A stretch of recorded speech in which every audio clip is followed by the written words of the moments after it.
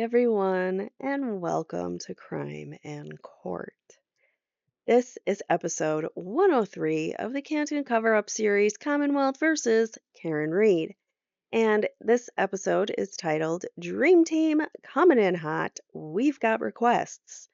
And I've titled this way because if you look on the screen, on the thumbnail, if you go from left to right, we've got D for David Unetti, R for Robert Alessi, E for Elizabeth Little, A for Alan Jackson, and M for the latest defense team member, Mark Federow, who has just joined the defense team, and we are really excited that he has joined because Mark Butterow has been, he's been on streams like Melanie Little and the Young Jerks giving his very valuable opinion on this case. Just watching the trial, like he came into this blind watching the trial and he's like, these people are crazy. So now he is defending Karen Reed, and this is going to be a good thing. So the defense has filed a motion for admission pro hoc vice of Mark Butterow. This is basically pro hoc vice is because Mark practices in New York. This is obviously in Massachusetts, this case. So he needs an attorney within the state of Massachusetts who's practicing in good standing that can basically like vouch for him. Like, yeah, I'm kind of sponsoring him is like a good way to say it. So David R. Yannetti of the Yannetti Criminal Defense Law Firm and a member in good standing of the Massachusetts Bar hereby moves to admit pro hoc vice Mark Butterow so that he may associate in as counsel of record for the defendant in the above captioned matter on the following grounds. Mr. Butterow is a principal attorney in the law office of Mark A. Butterow, which is located at Carnegie Hall Tower in New York. He is admitted to practice law in the state of New York and has his membership is in good standing as well. Defendant Karen Reed has requested that Mark Butterow be associated in as counsel of record in the above captioned matter. Good cause exists to grant this motion because Mr. Butterow has specialized skill and knowledge in representing defendants in matters of this nature. And um, r- I guess his special skill is that he's really good at cross-examining corrupt or lying law enforcement. So that might be, you know, obviously for this case, this is something that would be very helpful. So he is able to, that'll be something that would be really fun to watch, I think, in round two of the Karen Reed trial. Should the court grant this motion, I will act as co-counsel during the pendency of this matter. In conjunction with this motion, Mr. Bederow has paid the Board of Bar overseas registration fees of $355 as required. Attached here too is the statement for Bederow. Wherefore, for good cause shown, Dr. R. Yannetti respectfully requests that this motion for admission pro hoc vice of Mark Butterow be granted. And we don't have the attachments or anything like that, so that is that. But that's really great news for Karen, and I think they really do have a dream team put together, and they're going to get Karen acquitted as they should, because she's innocent. All right, let's move on. So this stream that I'm going to go over, the defendant's motion to compel discovery. So there's still a bunch of things that the Commonwealth has not turned over to the defense, which are like, duh, this should have been turned over. There's still things that they're finding out that might be Brady violations and whatnot. So as we go through this, let's see what what they have to say. All right, so now comes the defendant, Karen Reed, who excuse me. Now comes the defendant, Karen Reed, who respectfully moves this honorable court pursuant to Mass R. Crim P 14A to order the Commonwealth to produce the following discovery. The items of discovery set forth herein are relevant and material and must be provided in accordance with Ms. Reed's constitutional rights to effective assistance of counsel and to due process under the law as guaranteed by Article 12 of the Massachusetts Declaration of Rights and the 5th, 6th, and 14th Amendments of the United States Constitution and all these other articles and things, which says defendants have an unquestioned right under the 6th Amendment and Article 12 of the Massachusetts Declaration of Rights to obtain relevant evidence that bears on the question of his guilt or innocence, or which otherwise helps his defense. So, for all those reasons, you have a right to that. Rule 14. That's what the Rule 14 is intended to do. Give defendants the access to the ability to defend themselves. In addition to her constitutional rights, Ms. Reed also has a statutory right to obtain evidence in advance of trial and prepare her defense. Massachusetts rules of criminal procedure clearly state that the Commonwealth must provide certain mandatory discovery of evidence within the possession, custody, or control of the Commonwealth to the defense in order to meet its discovery burden. Information subject to such mandatory discovery includes all material and relevant police reports, photographs, tangible objects, all intended exhibits, reports of physical examinations of any person or of specific tests or experiments and statements of persons and parties intends to call as witnesses, as well as any facts of exculpatory nature. We've got two footnotes here. According to the Mass R. Crim P14, a statement includes writings or recordings made by a person having percipient knowledge of relevant facts and which contains such facts signed or otherwise adopted or approved by such person, or a stenographic, mechanical, electrical, or other recording or transcription of which is substantially verbatim recital of oral declaration. So basically, like they're covering all tracks, like everything could be included as a statement in this like general terms. So statements may be formal or informal. Informal statements not intended for court are not only often admissible at trial, but often more probative than formal signed statements in anticipation of litigation and should be disclosed. This next footnote says evidence is considered exculpatory and thus subject to mandatory disclosure if a if it merely tends to diminish a defendant's culpability.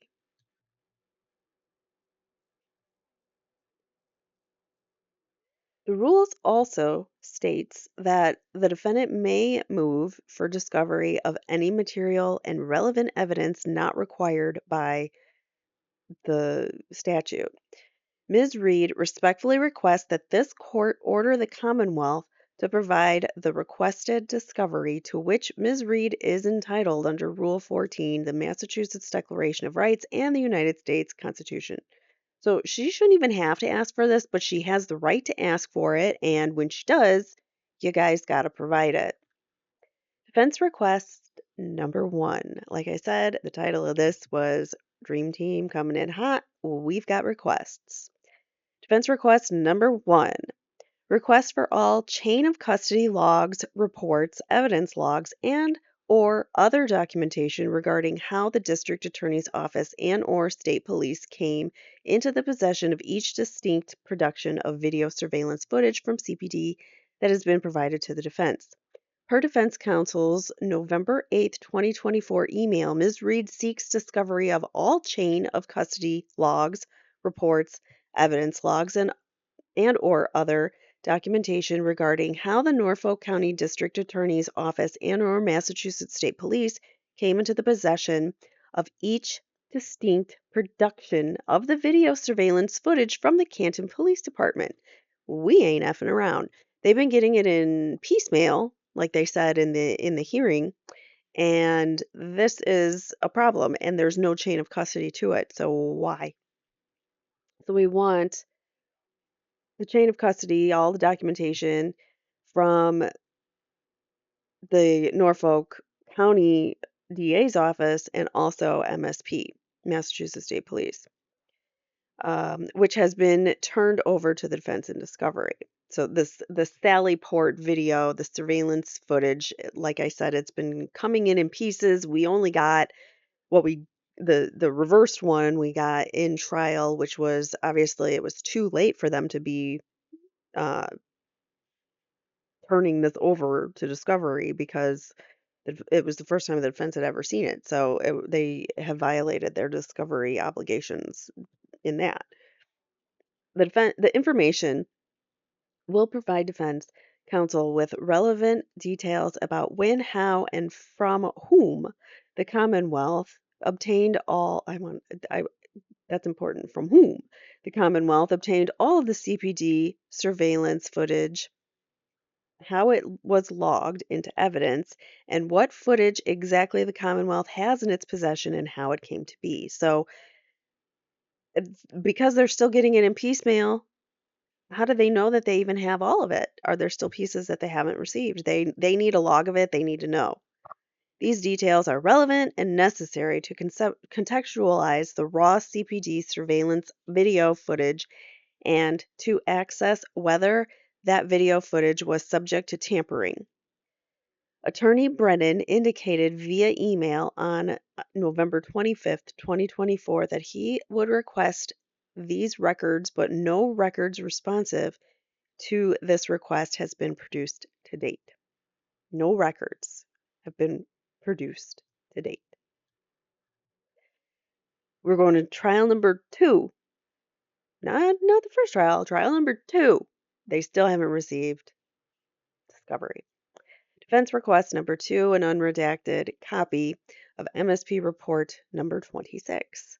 Defense counsel also requested via its November 8, 2024 email to Attorney Brennan an unredacted copy of MSP report 26 associated with the investigation into the death of Sandra Birchmore, produced in NOD number 47. MSP report 26 is relevant and must be provided in accordance with Ms. Reed's constitutional and statutory rights. I assume it's relevant because there are similar players involved. Because, as we know, Sandra Birchmore was found in Canton. Her apartment was in Canton, where she was found deceased, and it was staged by Matthew Farwell, allegedly, who's in prison right now by the feds, not Massachusetts state. The feds arrested him because he groomed and essayed her. It's likely that he also passed her around to other men for their pleasures. And he very likely took her life and staged it to make it look like she took her own. And so Matthew Farwell was a Stoughton police officer. But Sandra Birchmore lived in Canton, and her death was investigated by none other than people like Kevin Albert, Sergeant Good, I believe, was on scene, and Michael Lank also. Some of the same people that we know of in this trial, and that's why I'm sure they want relevant information.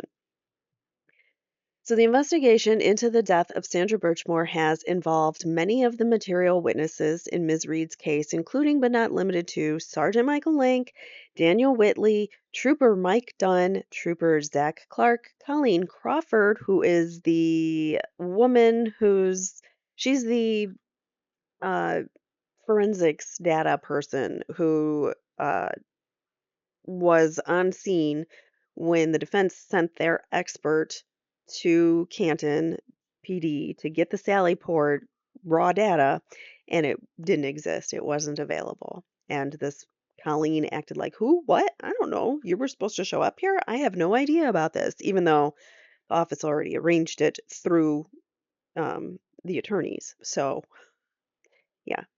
Um, that same expert cost over 12 grand for nothing because they couldn't find any information because it had all been wiped from the system. Also, Detective Kevin Albert, brother of Brian Albert, Lieutenant John Fanning, Trooper Guarino, Lieutenant Brian Tully, Deputy District Attorney Lynn Beeland, and District Attorney Michael Morrissey. Given the similar allegations of misconduct by state actors in the Birchmore and Reed cases, the statements that material witnesses in Ms. Reed's case made in relation to the Birchmore investigation are relevant for impeachment and bear on the credibility of those witnesses in the instant matter. Despite defense counsel's request, the Commonwealth has not yet provided the defense with MSP Report 26. In fact, Attorney Brennan replied on November 25th, 2024, that because the Sandra Birchmore case now involves a federal investigation, defense counsel should seek redacted information from the United States Attorney's Office. The Commonwealth has possession, custody, or control of relevant reports from the Birchmore investigation that includes statements from material witnesses in the Karen Reed matter. Many of those statements have since been undermined and discredited, and consequently, they bear on the credibility of those material witnesses and are directly relevant to the Reed's case, to Miss Reed's case. The fact that the U.S. Attorney's Office may have redacted information does not absolve the Commonwealth. So just because the U.S. Attorney has redacted information, it doesn't mean that the Commonwealth doesn't have to disclose the discovery that they're required to. So yeah, doesn't it does not absolve the Commonwealth of their obligation to provide mandatory discovery under Rule 14. Additionally, as explained in Section D, redacted reports omit information that is relevant to Ms. Reed's case and critical to her defense, and thus are insufficient to satisfy the Commonwealth's discovery obligations. So, redacted reports aren't going to do it. We need the things that were said and done by those bad actors in the Karen Reed case. Accordingly, this request remains outstanding. Again, outstanding. Defense request number 3. An unredacted copy of the public record response relating to all email correspondence and communications associated with Sandra Birchmore investigation. In that same November 8th email,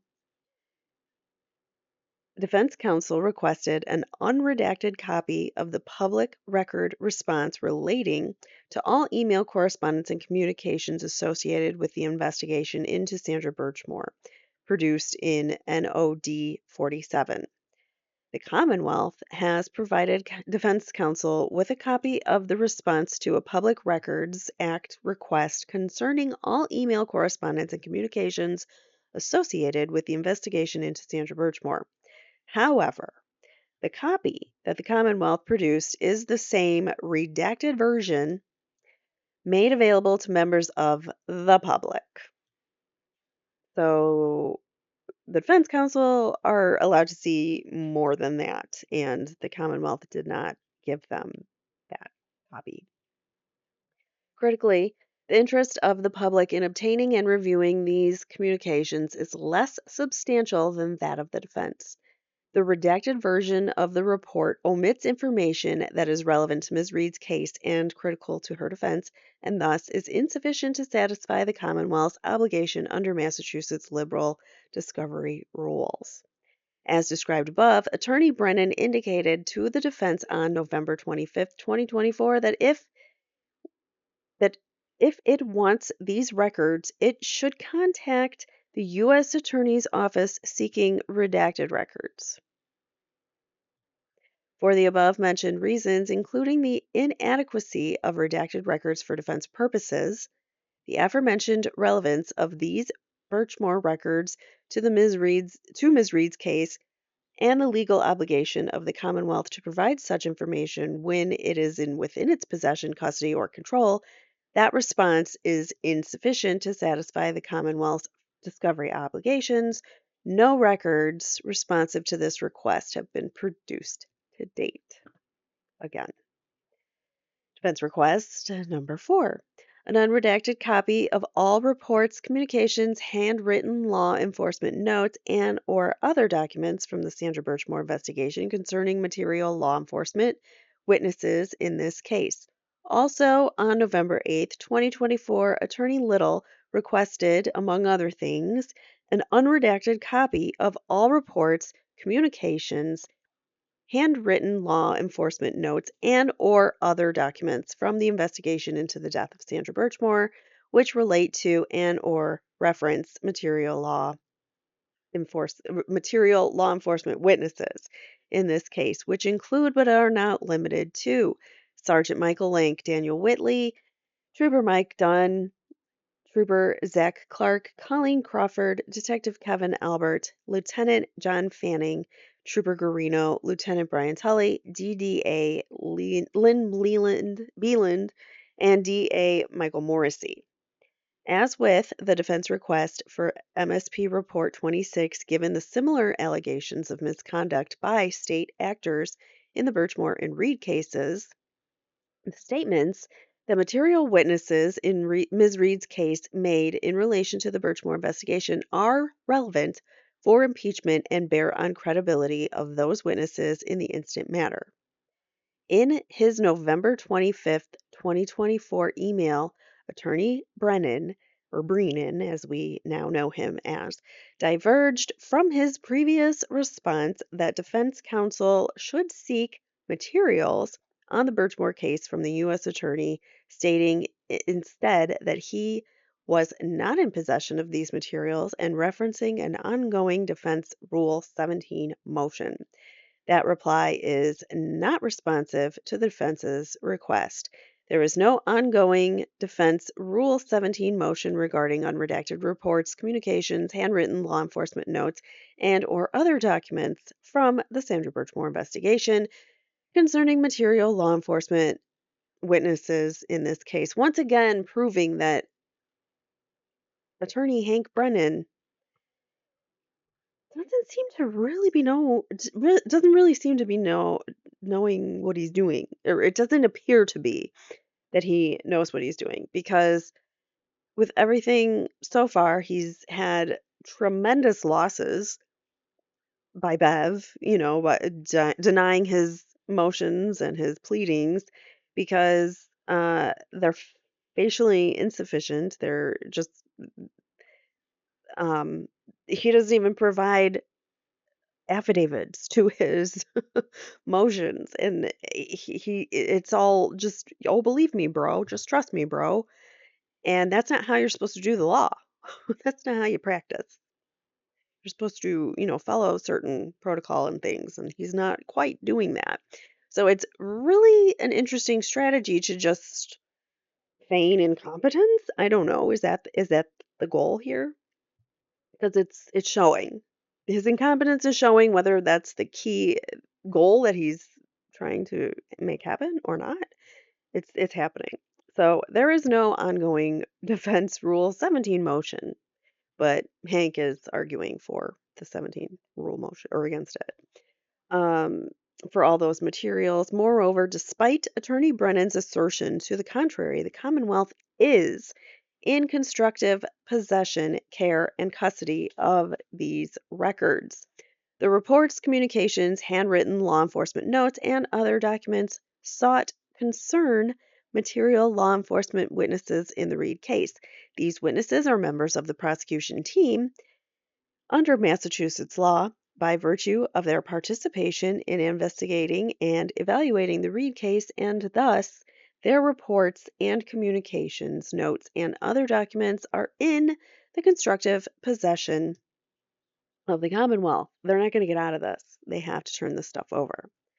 Therefore, the records must be produced. No records responsive to this request have been provided. Seems like a pattern here. Let's move on to defense request number 5. Requests for all communications, documents, reports, memoranda, recordings of interviews, physical evidence, findings, and or other evidence relating to the internal affairs investigation to Trooper Michael Proctor, including transcripts of the administrative proceedings. So all those closed proceedings that Michael Proctor is having behind closed doors that we can't see as the public, they want the transcripts. Obviously, they're probably going to seal it and we're not going to be able to see it, at least not for a while, if ever. But the fact that the defense want it, that is totally within their rights and they should receive it. On November 8th, 2024, Defense Counsel requested the production of, among other things, all communications, documents, reports, memoranda, recordings of interviews, physical evidence, findings, and or other evidence relating to the internal affairs investigation into Trooper Michael Proctor. Attorney Brennan or Brennan has provided defense counsel with a small number of generic letters about the internal affairs investigation as well as an internal affairs report which states simply that Trooper Proctor has been suspended, which we know without pay. Has been since July 1st, I think the 1st of last year, which was like right after the trial ended, right after the mistrial was announced. However, the Commonwealth has set to provide any underlying reports or documents detailing or relating to the substance of the investigation. On November 25th, 2024, Attorney Brennan replied to Attorney Little's request by asserting that he is not in possession of these materials other than the documents he has already shared and that he doesn't believe the Massachusetts State Police shares internal affairs information because, as he understands it, it is protected under Martin, this other case. So, contrary to Attorney Brennan's suggestion, Martin does not hold directly that internal affairs information is protected and is not an absolute bar on the discovery of such materials, even under Rule 14. Commonwealth versus Martin. That's where she's stating that from. So it is true that although police officers generally fall within the definition of persons who have participated in investigating or evaluating the case and either regularly report to the prosecutor's office or have done so in the case, for purposes of the Rule 14 possession, custody, or control analysis, Mass R. Crim P, Massachusetts courts have recognized that internal affairs files, in particular, are not always in the possession, custody, or control of the Commonwealth. But the Supreme Judicial Court has held that if a prosecutor has possession or control of the records of an investigation by an internal affairs division of a police department with respect to a particular matter, the prosecutor must review the material in a response to Rule 14 motion for the production of exculpatory facts. So he has to provide exculpatory information of that. Um, when he goes over any kind of documentation that he gets from internal affairs, he has to look at it through the scope of this might be exculpatory. So, and that's got to be turned over. So, balancing the need to provide criminal defendants with avenues to access relevant information contained within internal affairs files against the reasons to shield internal affairs records from automatic disclosure.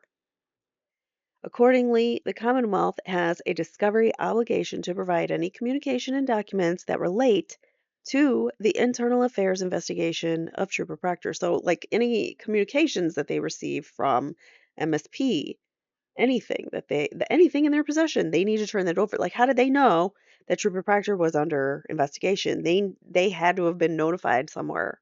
So that those documented recordings or emails or whatever's need to be turned over The Commonwealth has not met this obligation to produce this evidence, and thus the defense seeks to compel its production. Defense request number 6. Request for all material and relevant communications made between members of law enforcement and witnesses in this case, including but not limited to Sergeant Yuri Buchanan and Chris Albert. What? Sergeant Yuri Buchanan and Chris Albert were communicating by email address and or cell phone from the inception of this case to the present. They want everything from Sergeant Buchanan to Chris Albert, who is a witness in the case and an investigator in the case. And here's why. The defense is requesting all written communications between and among the Norfolk County District Attorney's Office and or its law enforcement agents on the one hand, and all witnesses in this case. On August 13th, so after the trial, Stoughton District Court received a police report made by Sergeant Yuri Buchanan regarding an instance of alleged witness intimidation. So here's that witness intimidation statute that they're trying to, at this time, they were trying to get everybody with it. So anybody that came near Chris's shop, his pizza shop, D&E, anytime people came near him with like a free Karen Reed t-shirt or saying something, in support of Karen Reed, he tried somehow, some way to intercept it, and he would go to the police. He had a direct line to the police and reporting these people, just innocent bystanders or people that were interested, curious because of the trial, people that were just shopping for the day, anybody that was like nearby. He was trying to get with this witness intimidation statute. So this is really important that we're seeing this pattern, number one, and number two, that they have this like close ties, close line to law enforcement to report them. Sorry. Oh, I hit a cough there. All right. So yeah, so this is excuse me. God, I'm still getting over this whatever flu or something. So bear with me as I get through. I might have to pause a few times here. So in his report, which appended a screenshot of a text message between Sergeant Yuri Buchanan and Chris Albert, Sergeant Buchanan describes an incident that took place on July 10th, so again, after the trial concluded, outside of Chris Albert's business, the D&E Pizza Shop in Canton. Sergeant Buchanan states that he was notified by Chris Albert about an incident, so he was directly notified about this incident that Chris Albert considered to be threatening in nature. Anyone who wore a free Karen Reed shirt was threatening to him, so what does he think is threatening? I mean, rubber duckies scare this man, so I don't trust his, um, I don't trust what he says when he says he's scared.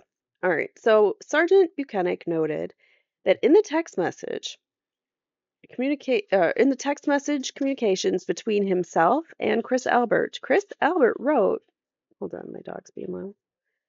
Sorry. All right, so Chris wrote, "Hey, so I just had two women outside my shop taking pictures, which is fine.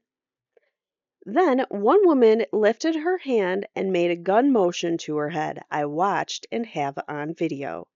Sergeant Buchanan responded, "Please email it to me," and wrote, "Do you know who these women are?" Chris replied, "No clue, I'll email to you." In his report, Sergeant Buchanan also acknowledged that Chris Albert is one of the Commonwealth's witnesses in a homicide case, directly referencing Commonwealth versus Karen Reed.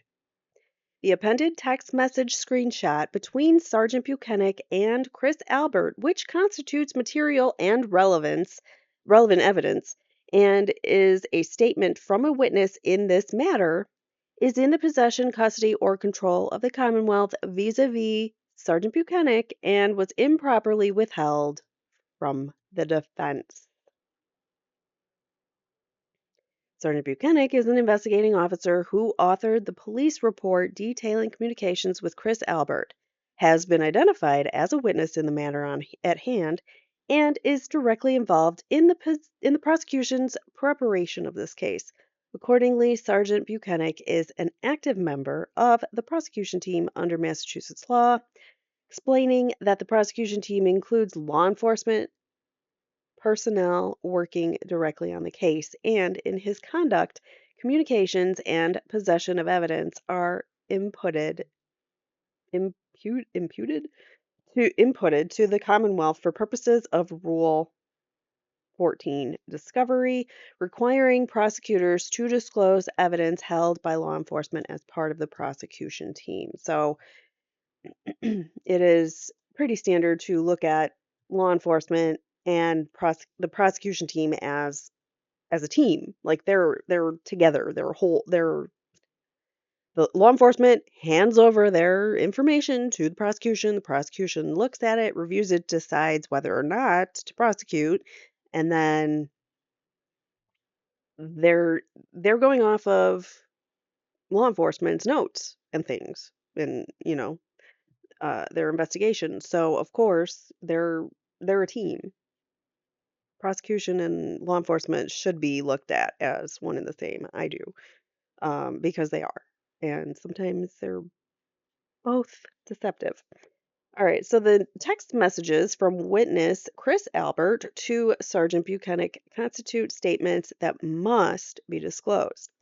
Informal statements not intended for court are not only often admissible at trial, but often more probative than formal signed statements in anticipation of litigation and should be discoverable to the defense. Uh-oh, I missed a footnote somewhere. Oh, I forgot to go back to the footnote. I highlighted it, I just didn't read it. The relevant text messages between Chris Albert and Sergeant Buchanan were iMessages. So that means personal iPhones. They were, I don't know if it's his personal phone or his work phone, Sergeant Buchanan's, but they were communicating via cell phone and text messages, and that should be discoverable. So this is requiring the disclosure of material and relevant police reports and statements of persons the party intends to call as witnesses. The text messages also may contain material exculpatory evidence that warrants production. And that is a footnote, which we will not skip. A prosecutor is expected to actively seek out any exculpatory evidence held by the Commonwealth or another member of the prosecution team, and that's from Graham. This obligation to disclose exculpatory material is just that, an obligation, not a decision. It's not up to Hank whether to hand over exculpatory evidence or not. It is required. The nature of the July 10th, 2024 exchange implies an ongoing line of communication that necessitates the need for all relevant communication via phone and email between Sergeant Buchanan and Chris Albert since the inception of this case. The informal tone and casual language of the text message, yes, yes, I'm glad they brought that up, between the text message strongly suggests a pre-existing relationship and coordination. So this isn't just like a hi, my name is Chris and I own a pizza shop and I have people at my shop that, I happen to be a witness in this case. He didn't need to provide that full background because Sergeant Buchanan already knows who he is. He already has a close personal relationship with him. Therefore, it is that, you know, just a text message away. Hey, there's people here in front of my shop. I'd like to get them for witness intimidation, which is ridiculous.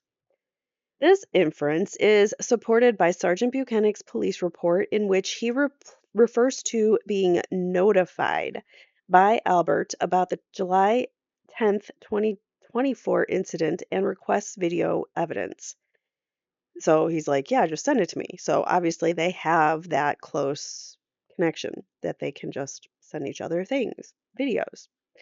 The willingness of Chris Albert and Sergeant Buchanan to discuss material information pertaining to Ms. Reed's case via text, as evidenced by the July 10th exchange, suggests that other text messages between the two from the inception of this trial until the present may also contain relevant material and potentially exculpatory information that must be produced. So, Chris Albert just basically shot himself in the foot by trying to get witness intimidation charges on all these people.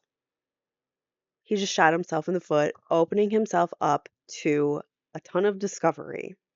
Hopefully she approves this. I have a feeling she won't, but they might appeal this and might have a very good chance at getting it. Remember, they had to appeal in pretrial hearings before the first trial. They asked for Brian Albert, Brian Higgins, and Jen McCabe's cell phones, which they were denied by Judge Bev, but they they appealed it, and she was overruled by the SJC. So they had to turn their phones in, except, surprise, surprise, the day before their preservation notice was about to arrive, their phones go missing. Except for Jen, because she handed her stuff over willingly after she already deleted things. So there's that. So we didn't get Jen's. Did we get Jen's raw data? I guess we got Jen's raw data after the fact, but not Brian or Brian.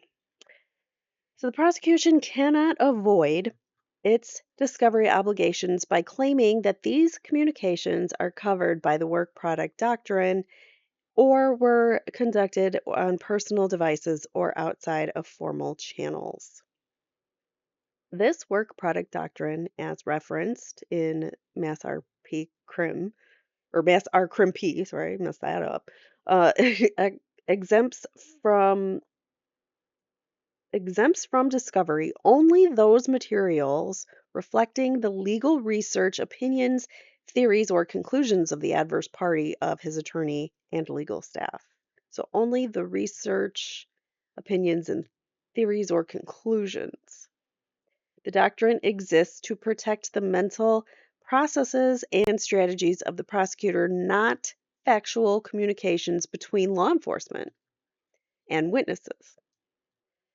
The doctrine encompasses prosecutors' notes made in preparation for trial, including notes from interviews with witnesses.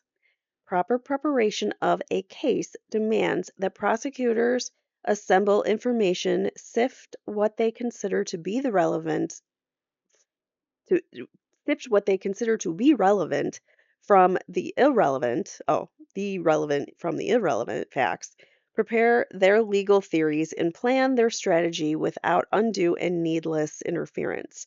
This work is reflected in interviews, statements, memoranda, correspondence, briefs, mental impressions, and personal beliefs.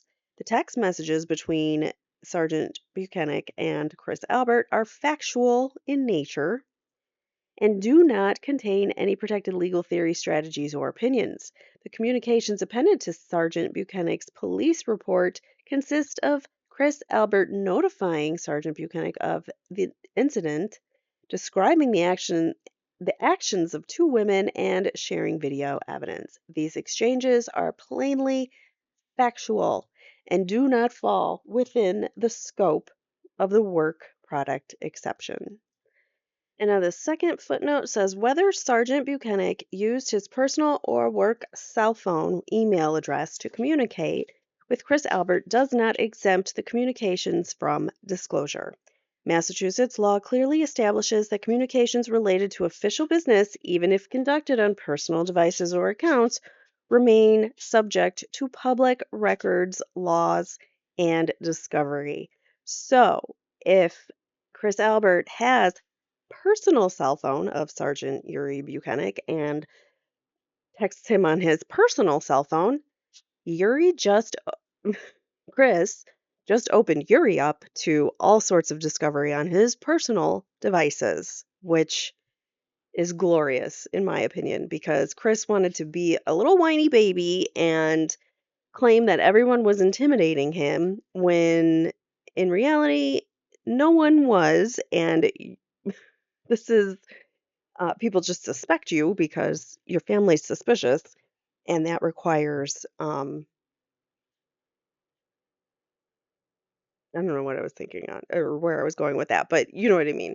So people are suspicious of him, and that makes him somehow intimidated. I don't. Those two don't equate. So, and that now this opens up Yuri to all this uh, personal, all of his personal phone and email communications to be looked at.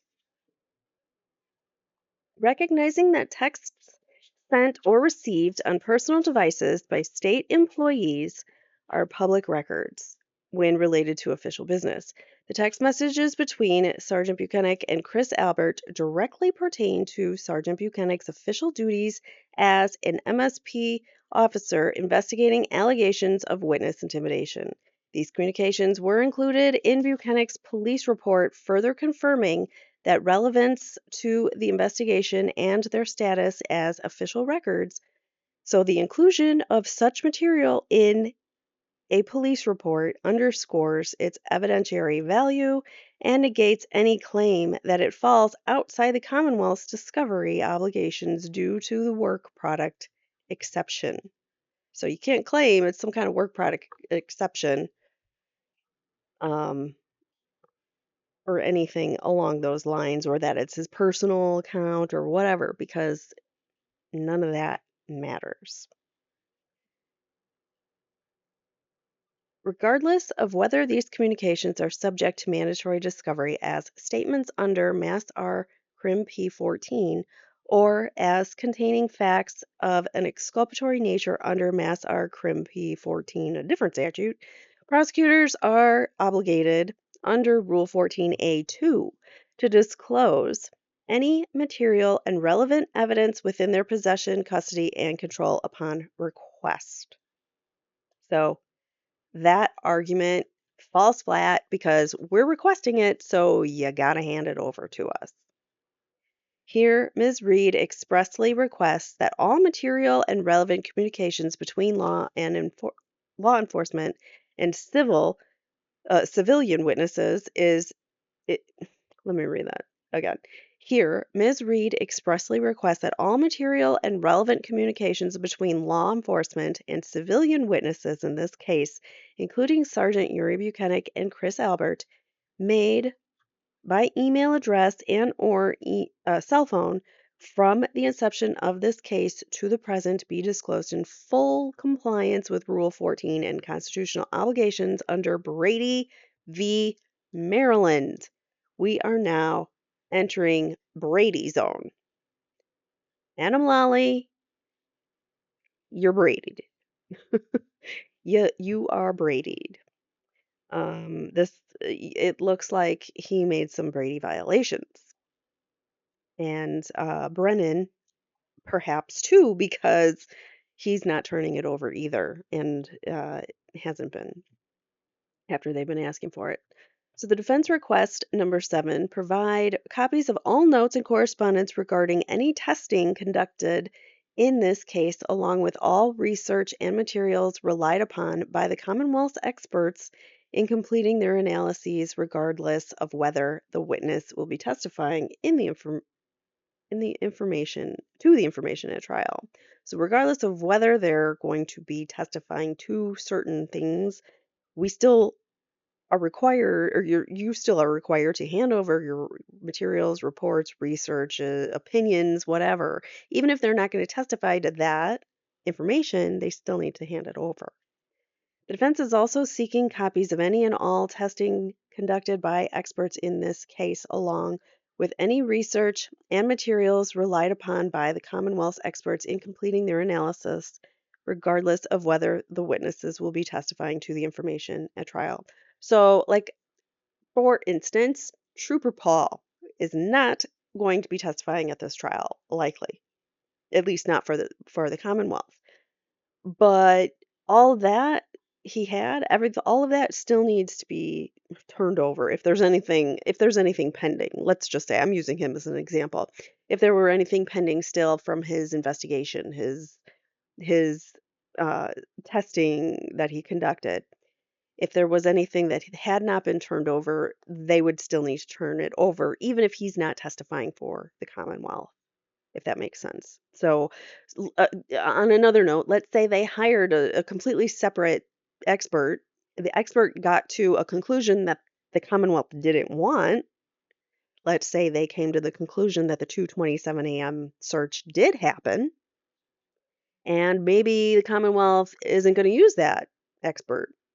They still need to disclose that, the reports and things that they got from that expert. You see what I'm saying? Like, they can't just keep that stuff secret. So I'm not saying that that happened. I don't know if that happened, but if that were to have happened, if they had hired experts previous to Ian Whiffen and Jessica Hyde, perhaps they came to a different conclusion, and that conclusion might have been that the search did happen. Well, that doesn't help their case, so they go with someone that does say that it didn't happen. But that discovery needs to be turned over. So that's just an example, or a couple examples of what I think that could be. All right, so defense request number 8, provide all communications between members of the Norfolk County District Attorney's Office and or law enforcement agents on the one hand, and all experts retained by the Commonwealth in connection with this case, including dates and substance of phone calls, copies of any written correspondence, dates of any strategy meetings, and lists of materials received. The defense is further seeking all communications between members of the DA's office and or law enforcement agents and all experts retained by the Commonwealth in connection with this case, including dates and substance of phone calls, copies of any written correspondence, dates of any strategy meetings, and a list of materials received, regardless of whether these communications are subject to mandatory discovery as statements or as containing facts of an exculpatory nature. Prosecutors are obligated under Rule 14 to disclose any material and relevant evidence within their possession and custody upon request and control upon request. So it's in your control and possession, custody, you need to turn it over. We're requesting it. Defense request number 9. All written communications, including emails and text messages between any member of the DA's office and or law enforcement agents and or any expert witnesses the Commonwealth intends to call at the trial. Ms. Reed seeks all written communications, including emails, text messages between any member of the Norfolk County District Attorney's Office and its law enforcement agents and any expert the Commonwealth intends to call at trial. This information is necessary in order for counsel to be able to properly prepare for the cross-examination of the expert witnesses. Whoops, it slipped as I went to highlight it. So they need to prepare for their cross-examination, and you're required to hand over your witness lists. Regardless of whether these communications are subject to mandatory discovery as statements under Mass R. Crim. P. 14 or as containing facts of an exculpatory nature under 14, prosecutors are prosecuted under Rule 14 to disclose any material relevant in their possession, custody, or control upon request.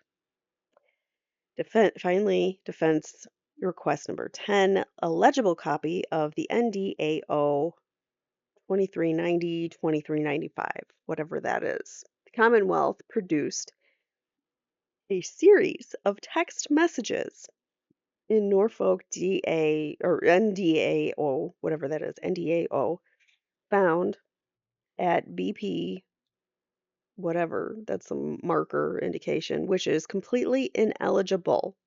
So there's text messages that were sent that were ineligible. The defense requests the Commonwealth immediately produce a legible copy of these communications. So did you intentionally turn over stuff that was illegible? Did you make it blurry on purpose? Conclusion. The requested discovery is relevant within the custody or control of the government or its agents and essential for preparation of an effective defense. Massachusetts has adopted a liberal standard for what is considered relevant evidence. Even if evidence is remotely probative of a fact in controversy, it is relevant. As the Supreme Judicial Court advised in Saint Germain, the Commonwealth should liberally disclose all material which is even possibly exculpatory as a prophylactic against reversible error and in order to save the court time.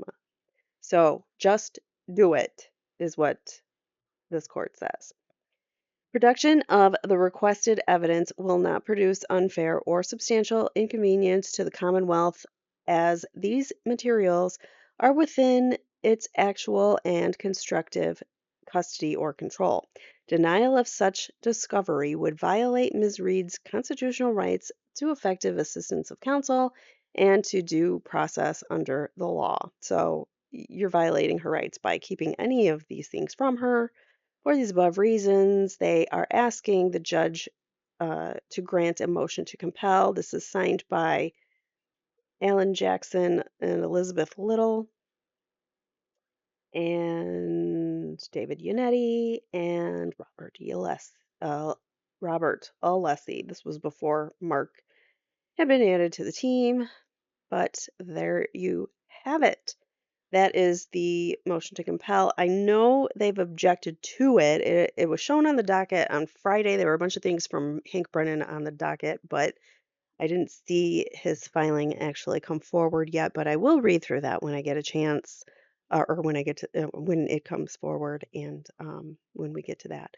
So please hit that like button on your way out. Thank you so much for being here. I appreciate you for watching and for leaving comments and letting me know what you think about this case and how ridiculous it is. Do you think that Bev will allow these things or will, allow this motion to compel, or do you think she will deny it? Or maybe some of each, maybe deny some and allow some. That's kind of how I'm thinking, but I don't know. I don't know for sure. She might just be like, nah, deny it all. I'm feeling extra cranky. I don't know. She loves to surprise us where sometimes she'll make a ruling that's, pretty fair, and then other times she is just completely outrageous. So we shall see what happens. Let me know in the comments below what you think she will do, and I will see you guys in the next one. Take care. Bye now.